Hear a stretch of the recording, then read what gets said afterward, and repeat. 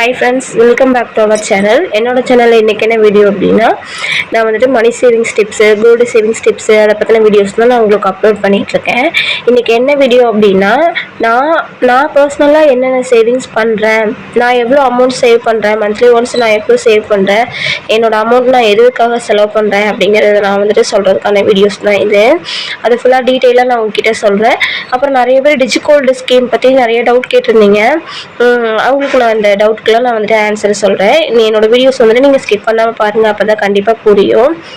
நான் இப்போ வந்துட்டு நான் என்னென்ன பர்சனலாக நான் என்னென்ன சேவ் பண்ணுறேன் அப்படின்னா, மணி சேவிங்ஸ் டிப்ஸாக இருந்தாலும் சரி, கோல்டு சேவிங்ஸ் டிப்ஸாக இருந்தாலும் நான் என்னென்ன ஃபாலோ பண்ணுறேன் அப்படின்னா, எனக்கு வந்துட்டு ரெகுலராக வந்துட்டு நான் உண்டியல் சேமிப்புங்கிறது வந்துட்டு நான் ரெகுலராக பண்ணுவேன். அதாவது காயின்ஸ் உண்டியல் தனியாக, நோட்டு உண்டியல் தனியாக நான் சேவ் பண்ணுறேன். சில்லற காசு எல்லாமே தனியாகவே போடுவேன். நோட் அமௌண்ட்டெல்லாம் ஒரு 500, 100, 200, 50 rupees, 10 rupees, 20 எல்லாமே அது தனியாக நான் போடுவேன். காயின்ஸ் வந்துட்டு ஒவ்வொரு டைம் நான் அந்த நோட்டு உண்டியலையும் கொஞ்சம் காயின்ஸ் இருக்கும். நான் மேக்ஸிமம் அதில் காயின்ஸ் போட மாட்டேன். ஏன்னா நான் காயின்ஸ்க்காக தனியாக உண்டியல் நான் வச்சுருக்கேன். நான் கிட்டத்தட்ட இப்போ வரைக்கும் நான் என்னோடய உண்டியல் சேமிப்பில் நான் எவ்வளோ உண்டியல் பக்கம் நான் ஓப்பன் பண்ணியிருக்கேன் அப்படின்னா, கிட்டத்தட்ட நான் காயின்ஸ் மட்டுமே என்னோடய உண்டியலில் வந்துட்டு காயின்ஸ் மட்டும் இப்போ காயின்ஸ் ரொம்பவே கம்மியாயிடுச்சு. காயின்ஸ் மட்டுமே கிட்டத்தட்ட நான் ஒரு 8,000 9,000 மேலே நாங்கள் காயின்ஸ் கடையில் கொடுத்து நாங்கள் நோட்டாக மாற்றிருக்கோம். ஏன்னா எங்கே கிடைக்கிற ஒரு பால் பேக்கெட் வாங்கினாலுமோ எதுக்கு வாங்கினாலும் மீதி கிடைக்கிற காயினை வந்து நான் எப்போயுமே மறக்காமல் அதை என்ன வேலை பண்ணாலுமே அதை அப்படியே உண்டியலில் போட்டு தான் ஃபஸ்ட்டு அடுத்த வேலையே பண்ணுவேன். அதனால் எனக்கு அது அப்படியே ஹேபிட் ஆகிடுச்சு. அதனால் உண்டியல் சீக்கிரமாக நிறைஞ்சிரும். பட் இப்போ வந்துட்டு அந்தளவுக்கு காயின்ஸ் வந்துட்டு சேர்க்க முடியறதில்ல. காயின்ஸ் சேர்க்குறேன், அதுவுமே இப்போ ஒரு 2 உண்டியல் ஃபுல்லாக இருக்குது. இருந்தாலும் ஃபஸ்ட்டு நான் அதிகமாக சேவ் பண்ணுவேன் காயின்ஸ். அந்த மாதிரி இப்போ எதுவும் அதிகமாக வந்துட்டு காயின்ஸ் கிடைக்கிறது இல்லை. அப்புறம் நான் நோட்டு உண்டியெல்லாம் வந்துட்டு இப்போ எங்களுக்கு வந்துட்டு இப்போ வீக்லி சேலரி தான். வீக்லி சேலரின்னா இப்போ நம்ம ஒவ்வொரு வீக் ஒவ்வொன்று இருக்கும். இப்போ இந்த வீக் வந்துட்டு ஒரு ரூம் ரெண்ட் கட்டணும் அப்படின்னா அதுக்கான அமௌண்ட்டு அந்த வீக் வாங்குகிற சேலரி வந்துட்டு அந்த ரூம் ரெண்ட்டுக்காகவே போயிடும். அப்புறம் நெக்ஸ்ட் வீக் வந்துட்டு நம்ம அந்த வீக் சேலரி வந்துட்டு நம்ம வாங்குகிறோம் அப்படின்னா, இப்போ லோன் நாங்கள் வந்துட்டு வெஹிக்கிள் வந்துட்டு லோன் போட்டு தான் வாங்கியிருக்கோம் இஎம்ஐயில். டிசம்பர் மந்த் முடியுது, அதுக்கான அமௌண்ட் வந்துட்டு அது ஒரு வீக் சேலரி வந்துட்டு அதில் அப்படியே போயிடும். அதுக்கப்புறம் ஒரு வீக் சேலரி வந்துட்டு சீட் அமௌண்ட்டு அந்த மாதிரி கட்டுறதுக்காக போயிடும். அந்த மாதிரி போக மீதி ஏதாவது ஒரு வீக் இருக்கும். அந்த வீக்கில் உள்ள சேலரி மட்டும்தான் கொஞ்சம் சேவ் பண்ண முடியும். அந்த சேலரி அமௌண்ட்டை தான் நான் வந்துட்டு கொஞ்சம் கொஞ்சமாக நான் எடுத்து வைப்பேன். இப்போ நான் இந்த வீக் இப்போ அமௌண்ட் இருக்குது அப்படின்னா, இப்போ நான் எவ்வளோ செலவு பண்ணுறேன், எதுக்கு செலவு பண்ணுறேன், மெடிக்கல் செலவாக இருந்தாலும் சரி, இல்லை பர்சனலாக என்ன செலவாக இருந்தாலும் சரி, எல்லா செலவுக்கும் யூஸ் பண்ணது போக மீதி இருக்க அமௌண்ட்டை வந்துட்டு நான் சேவிங்ஸில் வச்சுருவேன். அதை வந்துட்டு மறுபடியும் அதை நான் அடுத்த நெக்ஸ்ட் வீக் சேலரி வாங்கும்போது அதோட இதை நான் சேர்க்க மாட்டேன். அதை சேவிங்ஸ் பண்ணுறதுனால எனக்கு கொஞ்சம் அமௌண்ட் வந்துட்டு சேவ் ஆகிக்கிட்டே இருக்கும். நான் வந்துட்டு இந்த அமௌண்ட் எதுக்காக சேவ் பண்ணியிருக்கேன்னு நான் உங்ககிட்ட சொல்லியிருக்கேன். நான் வந்துட்டு ஒரு 2 மந்த்ஸ்க்கு இல்லை ஒரு 3 மந்த்ஸ்க்கு ஒன்ஸ் ஆகுது நம்ம கோல்டு காயின் வாங்கணும். இல்லை ஒரு 2 மந்த்ஸ்க்கு ஒன்ஸ் நம்ம காசு சேர்த்து வைக்கிற காசை வந்துட்டு இன்னும் ஒரு மாதம் வரைக்கும் வெயிட் பண்ணாமல் இருக்கிறது கூட நம்ம போயிட்டு ஒரு கோல்டாக வாங்கி வச்சோம்னா கூட அது ஒரு அமௌண்ட்டாக இருக்கும். அதுக்காக தான் இந்த சேவிங்ஸ் வந்துட்டு சரி நம்ம கொஞ்சம் கொஞ்சமாக அமௌண்ட் எடுத்து வைக்கலாம் அப்படின்னு சொல்லிட்டு இது இப்போ இடையிலேருந்து எடுத்து வச்சேன். இப்போ இதில் வந்துட்டு எவ்வளோ இருக்குது அப்படின்னா, ஒரு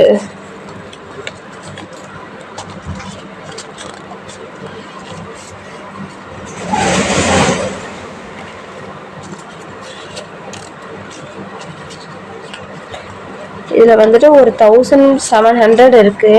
இந்த 1700 வந்துட்டு இப்போ எடுத்து வச்சது தான்.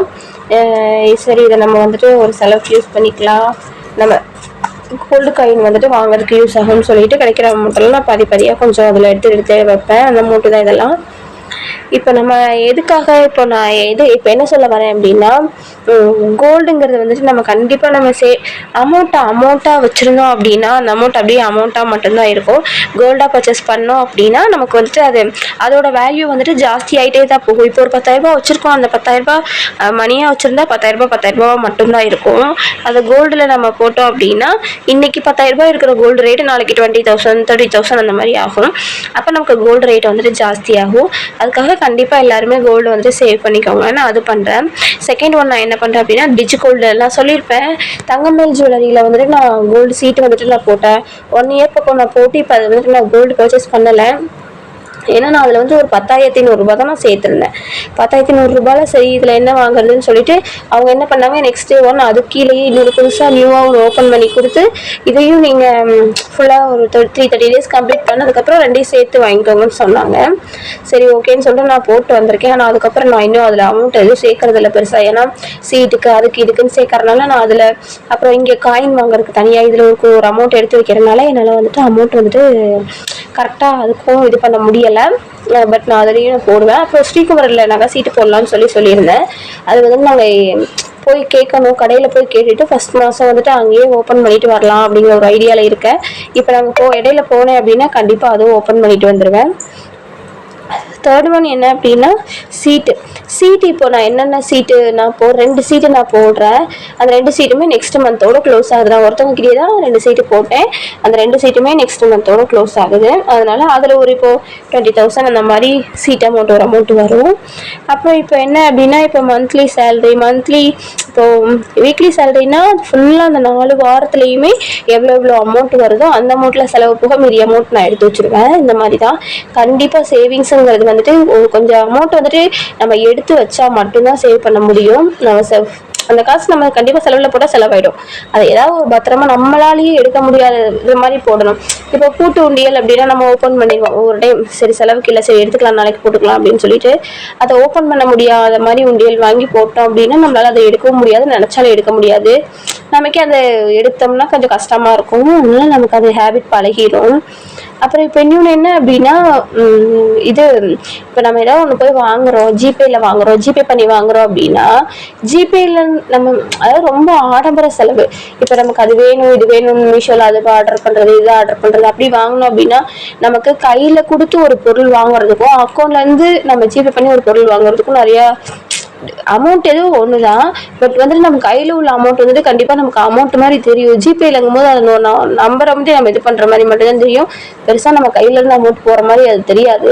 அதனால நம்ம அதிகமாக நம்ம கையிலேருந்து கொடுத்து எல்லாம் வாங்குற மாதிரி வச்சுக்கணும். அப்போ தான் நமக்கு தெரியும் நம்ம இவ்வளோ செலவு பண்ணுறோம் அப்படின்னு சொல்லிட்டு செலவு கம்மி பண்ண முடியும். முடிஞ்ச அளவுக்கு நம்ம வந்துட்டு ஆடம்பர செலவு இது ஆர்டர் பண்ணி வாங்குறது இது ஆர்டர் பண்ணி வாங்குறது அந்த மாதிரி எல்லாமே நம்ம வந்துட்டு முடிஞ்ச அளவுக்கு கம்மி பண்ணிவிட்டு அமௌண்ட் வந்துட்டு நீங்களும் இந்த மாதிரி தான் காயின்ஸ்க்கு தனியாக போட்டுக்கோங்க, நோட் அமௌண்ட் தனியாக போட்டு நீங்கள் சேவ் பண்ணுங்கள்.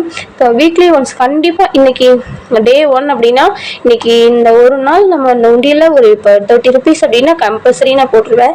இன்றைக்கி ஒரு நாள் இந்த உண்டியில் நம்ம 30 rupees போடணும் அப்படின்னா கண்டிப்பாக போட்டுருவேன். ஒவ்வொரு டைம் பார்த்தா 200, ஒவ்வொரு டைம் பார்த்தா 100 அந்த மாதிரி போடுவேன்.